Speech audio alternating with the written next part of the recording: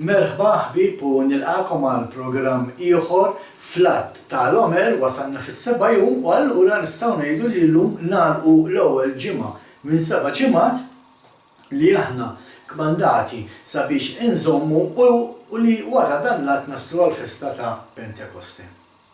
Qegħdin naqraw skrittura kuljum sa kemm naslu għal dik il-festa biex il-mod li bih inżommu l-Omer huwa billi nirriflettu fuq il-kelma tal-Alla. Allora naqbdu skrittura kuljum u nitkellmu fuqha u naħsbu da xejn fuqha. Fil-fatt l-iskrittura tal-lum se noħodha mill-ewwel ittra li l-Apostlu Pawlu kiteb lil-Lut Messjaniċi ġewwa Tessalonika.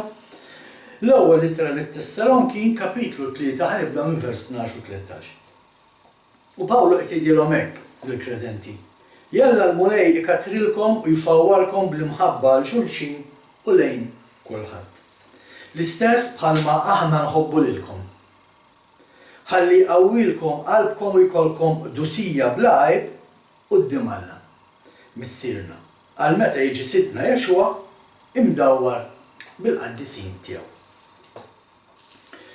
U interessanti li x-xewqa ta' Alla hija li meta jerġa' jiġi Jexwa issibna bl-ħtija quddiem Alla il-Missier. U fil-fatt nafu li anke l-Apostlu Pawlu jgħidilna li hija x-xewqa tal-Alla li ħadd ma jintelef. U biex ma nintilfux irridu ninstabu qed ngħixu dik il-ħajja qaddisa li Alla stess ordnanna biex ngħixu. Illa lix jekk immorru lura fil-ktib tal-Levitiku kapitlu 11 vers 45 Alla jgħidilna kara għax jiena l-mulej li tellajtkom mill-art tal-Eġittu biex inkun Alla tagħkom u intom tkunu qaddisin għax jien qaddis. Mela x'qed naraw qed naraw li Alla qed jordnanna biex inkunu qaddisin. Issa anke jekk forsi tgħid lemma ktib tal-Levitiku mhux għalina dak fit-Testament l-Antik. Ma ninsewx li meta Jexwa miet għalina mdendel mal-ewda msallab mal-ewda li lna kien qed joħroġna mill-Eġittu tagħna. Dan għati milli issa tkellimna fuq u biżżejjed m'għandniex għalfejn noqogħdu nirreferu għalih, ma dan qed ngħidu x'ikun hemm min jgħid imma daka lil min qalu. U ħafna jaħsbu li dan għad-diskors kien biss għall-poplu ludi fit-Testament l-Antik. Ejja ħanaraw issa x'qed jgħid Pietru fl-ewwel ittra tiegħu, Pietru li wkoll kiteb li-tri tiegħu lil dawk il-Lut Messjaniċi imferxin mad-diaspora mad-dinja kollha fil-fatt, u fl-ittra tiegħu lil dawn il-kredenti Lut Messjaniċi fl-ewwel ittra tiegħu l-ewwel kapitlu vers 14 u 15 Pietru jgħidilhom hekk ara. Bħala wlied ubbidjenti tgħixux skont il-ġibdiet ta' qabel. Meta kontu għadkom tgħixu fl-injoranza tagħkom. Iżda bħalma qaddisu dak li sejħilkom kunu intom ukoll qaddisin fl-inġiba tagħkom kollha għax hu miktub kunu qaddisin għax jien qaddis. Mela allura qed naraw dak li Alla qal fit-Testament l-Antik għadu jgħod anke issa fit-Testament il-ġdid. Dan bħal meta Alla qal il-festi tagħkom, is-sibtijiet tagħkom, il-festi tagħkom nobodhom. U min jgħid imma dik għal min qala. Anke lilna. Il-dawk li flok jiċċelebraw is-seba' festi, flok jiddeċiedu li jimxu mal-kelma tal-Alla u jżommu l-Omer sakemm naslu għal Pentekosta u niċċelebraw, le minflok jażlu li jiċċelebraw l-Xmas u l-Easter u ħafna minn dal-festi li jagħmel il-bniedem u li għal Alla jiddispjaċini ngħid ma jfissru xejn. Imma l-affari hija din. Jekk Alla qed jgħidilna biex inkunu qaddisin għax hu qaddis, allura x'inhu jistenna minna biex naslu aħna għal dan il-livell ta' dusija. U hawnhekk fejn ngħidu mela dusija x'inhi. U hawn min jaħseb li l-kelma dusija tfisser li ma tagħmel ġnub. U allura hawnhekk nista' ngħid illi għandna ta' problema żgħira. Illa li anki Pawlu, l-istess Pawlu, f'waħda mill-litri tiegħu, litri li kiteb lir-Rumani fil-fatt kapitlu 3 vers 23, Pawlu jgħid li l-bnedmin kollha dimbu u ċaħdu mill-glorja ta' Alla. Ħadd ma jista' jgħid li m'għandux dnub fil-fatt għaw min anke jgħid li dusija hija li tirrifjuta li ma timxix skont ix-xewqat tagħna li huwa tajjeb u hekk għandna nagħmlu ma nimxux skont ix-xewqat tagħna. Ma dika waħda mhijiex biss dusija. Fil-fatt Pawlu itina spjegazzjoni u jedinna li l-dusija tista' tkun ħafna aktar umana minn hekk, jiġifieri ħafna aktar umana. Jiġifieri il-dusija hija xi ħaġa li nistgħu ngħixuha. U dina tirrifletti fina meta kif qal Pawlu nħallu l-mulej jikattar fina li mħabba lejn xulxin. Hekk għadna kif rajna f'din l-iskrittura meta aħna nħallu l jaħdem fina u jkabbal fina dik li mħabba biex bħala popli inħobbu lil xulxin bħala nies individwi wkoll inħobbu lil xulxin huwa hawnhekk fejn aħna Alla jara fina dik il-qdusija. Huwa biss meta titkattar din l-imħabba li qalbna tissaħħaħ sabiex nidru quddiem Alla il-Missier mingħajr dnub. Dak li qed jgħid Pawlu f'din l-iskrittura fl-ewwel Tessalonikin kapitlu 3 versi 12 u 13. Qed jgħidilna li hu jqawwilkom qalbkom u lkolkom dusija blajb quddiem Alla. Meta nerġgħu mmorru vers 12, meta inħalluh ikattar ġo fina u jfawwarna b'dik l-imħabba lejn xulxin. Jekk aħna naqslu li nħobbu lil xulxin, allura qed nażlu li ma nagħmlux dan il-xulxin, qed nażlu li ma weġġawx il-xulxin u hemmhekk qegħdin ngħixu fil-dusija. Ma jfissirx li tista' tagħmel dnubiet oħra tajjeb, pereżempju drogi, xorb, pornografija, nana kollha itelfuna minn dik il-dusija li Alla irridna nimxu fiha. Anzi, iktar minn hekk huma dnubiet grafi li għandna nifqu nagħmluhom u nindmu minn ħtijitna u nibdew nimxu ħajja ġdida mill-ewwel. Għal-persuna li għandha qalba dgħajfa, meta ngħid qalba dgħajfa ġifieri fil-mħabba ta' meta persuna ssiba problema biex tħobb il-proxmu tagħha, huwa faċli ħafna li jaqa' fid-dnub. U għalhekk huwa importanti li nagħmlu ħilitna biex nimxu f'din il-qdusija li Alla stess qed jgħidilna biex nimxu fiha. U stess qalilna kunu qaddisin, jiġifieri m'iniex impossibbli li nimxu din il-mixja tajjeb, u għal-min forsi qed jisma' dal-programm l-ewwel darba maħniex qed nitkellmu fuq dak il-qaddisin li jkollhom ir-raġġiera jew xi xemx indawra ma' rashom ta'.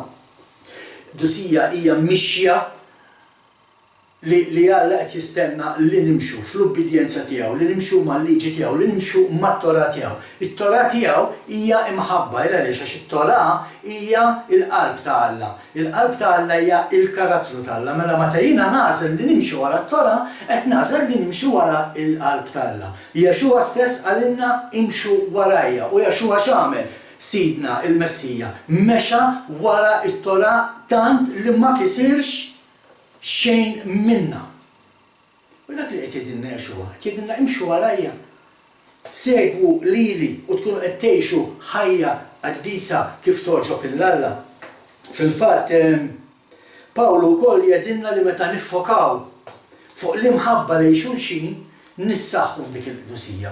U allura x'inhuma l-affarijiet li nirdu nagħmlu biex aħna nkunu nistgħu ngħixu f'din il-mixja.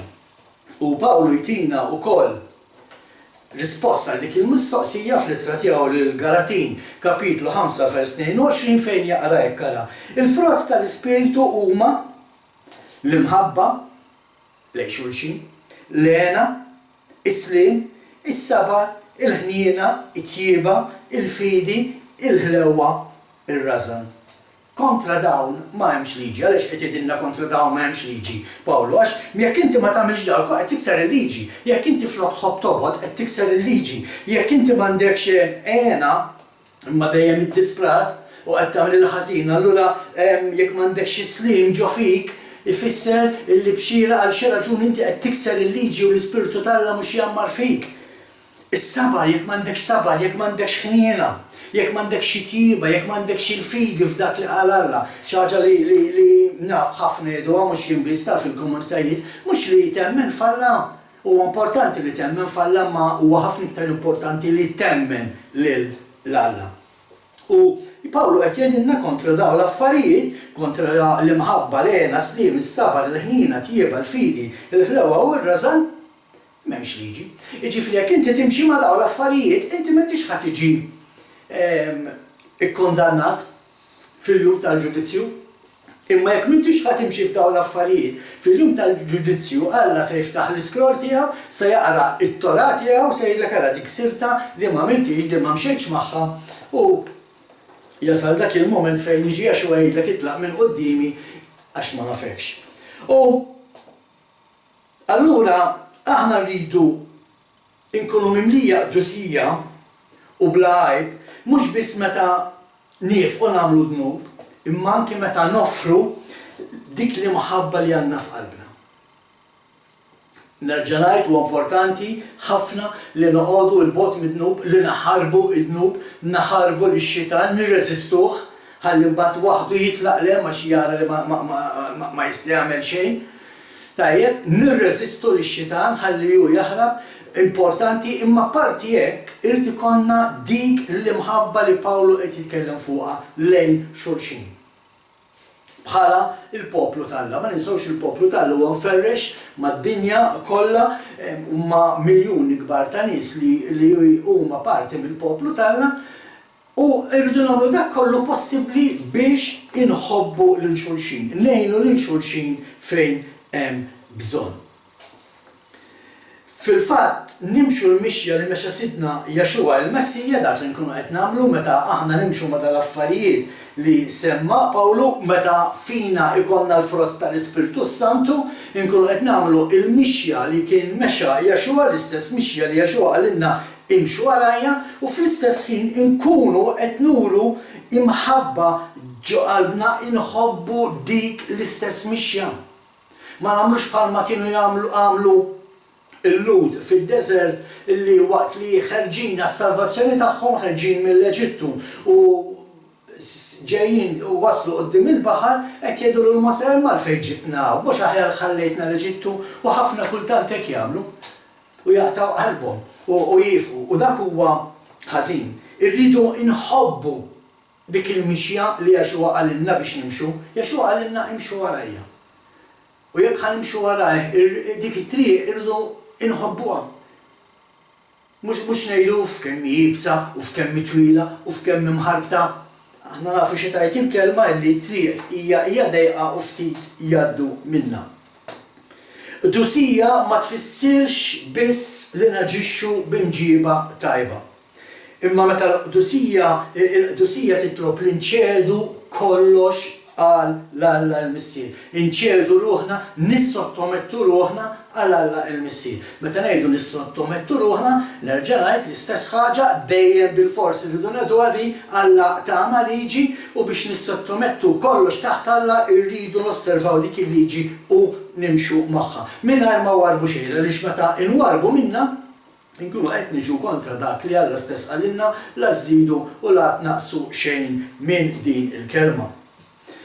Minħabba dak li naħsbu u nagħmlu huwa impossibbli li nkunu mingħajr ħtija quddiem Alla u huwa biss il-mulej li jista' jkattar fina din il-qdusija bibtiej. Mhix xi ħaġa nistgħu nagħmlu aħna waħedna.